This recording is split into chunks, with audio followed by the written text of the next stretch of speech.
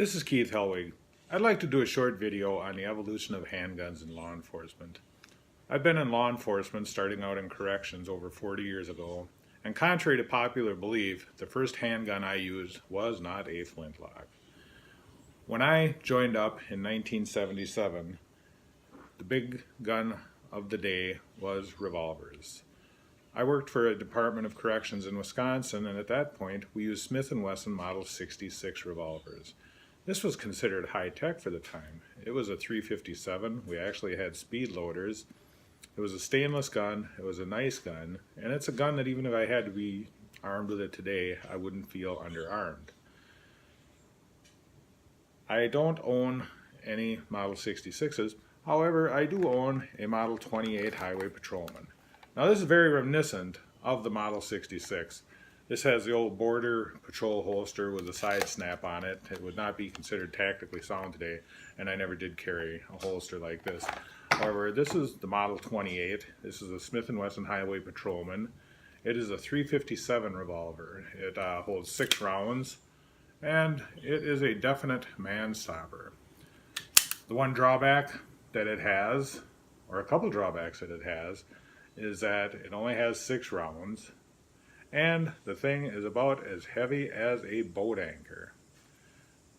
Well, it's a good weapon, and like I say, I wouldn't feel underarmed carrying this on my duty belt today, although my duty belt would probably have more sags and wrinkles than an old elephant's ass from the weight of carrying this thing around. Now back when I started, a popular backup gun, or a popular concealed gun, was also a revolver. Now this is a Smith & Wesson. This is a pre-Model 10 6-shot snub-nose revolver. This pistol is estimated to be between 40 and 60 years old, and it still has one of the smoothest actions for a handgun that I've ever shot. It's definitely a quality-made pistol, and it is a pistol that I carried in my coat pocket on patrol in the winters many times. The advantage of this over a semi-automatic is you can fire it through a coat pocket without it jamming up. That's why I carried it. Well, sometime around the late 80s and early 90s, revolvers started to die out.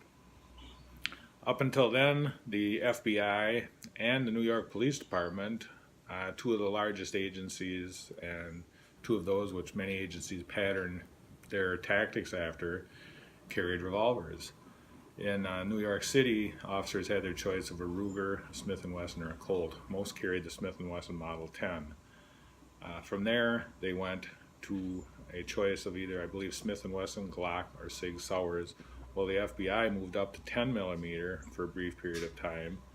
Then I believe they went to 40 caliber.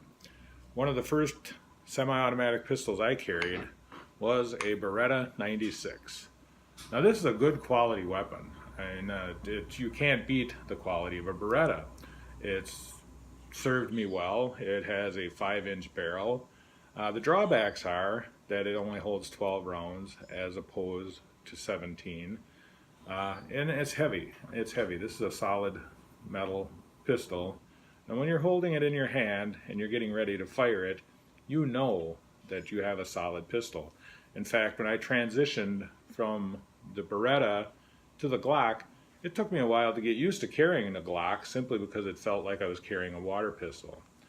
Now there's still departments today that carry the Beretta, whether it's in 9mm or 40 caliber. They are not underarmed. It's a good weapon. It's a solid weapon. People will often look at it as you've got to be too old school to carry something like this. Well, I carried this up until probably 6 or 7 years ago. I worked for a sheriff's department, and I was issued a Beretta 96, so that's what I had to carry. So I made sure that I had a Beretta 96 for the other departments that I worked as well. Well, a few years ago, I did decide to transition to the most popular pistol in the law enforcement armory today. Whether you like it, whether you hate it, whether you think it's ugly, or whether you think it's a beautiful thing, the Glock has become the weapon of choice for law enforcement across the country and across the world today. Now, some departments have gone back from the Glock 40 caliber, which is this is, to the Glock 9mm. The Glock 9mm holds more rounds. Current 9mm rounds are shown to be as effective as 40 calibers. They're easier to manage as far as recoil, target acquisition, things of that nature.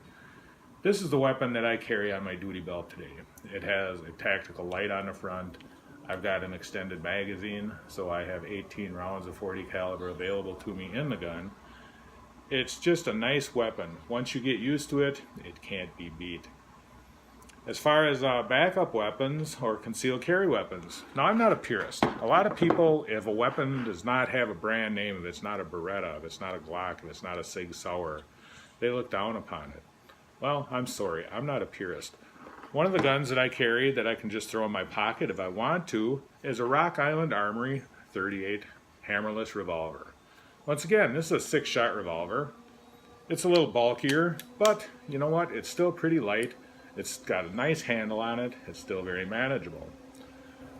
For concealed carry, this is my choice of concealed carry when I'm off duty. This is called a Sky CPX2. It's an 11-shot 9mm. Now, it's not an expensive gun. This gun, though, comes with a lifetime warranty. If at any time during your lifetime that you own this gun and something malfunctions on it, you simply return it to the company and they'll send you a new gun. And it's a transferable warranty.